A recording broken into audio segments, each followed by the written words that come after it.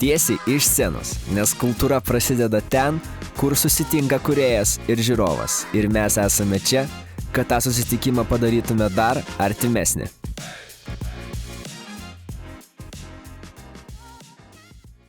Sveiki. Šiandien norėčiau pakalbėti, kas yra kultūra ir kodėl ji yra svarbi. Kas ta kultūra? Dažnai atrodo, kad tai tik kažkas rimto. Muziejai, simfoniniai koncertai, kostiumuoti renginiai. Bet žinai ką? Kultūra yra daug arčiau mūsų. Tai žodžiai, kuriuos sakom, muzika, kurią klausom, filmai, kuriuos žiūrim, netgi memai, kuriuos siuntinėja vienas kitam vakarais prieš miegą. Kultūra yra tas fonas, kuriame visi gyvenam.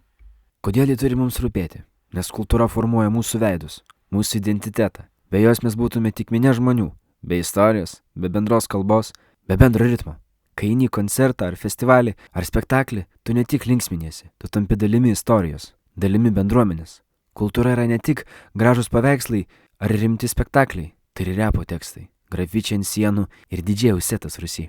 Visa tai kalba apie mus, apie mūsų nuotaikas, baimės, svajonės. Kultūra yra ginkla primenanti jėga. Ji gali supisti sistemą, išjudinti žmonės, paskatinti permąstyti gyvenimą. Ir čia atsiranda kūrėjai. Žmonės, kurie stato scenas, kuria muziką, filmuoja, rašo, paišo. Jie kartais gyvena ant ribos. Dirba dieną, o naktimis kuria. Nes tai jos veža. Jie dažnai gauna tik plojimus, o kartais net jų negauna. Bet būtent jų dėka mes galime susitikti, švęsti, verkti ir juoktis. Be jų pasaulis būtų tiesiog nuobodus, pilkas ir beskonis.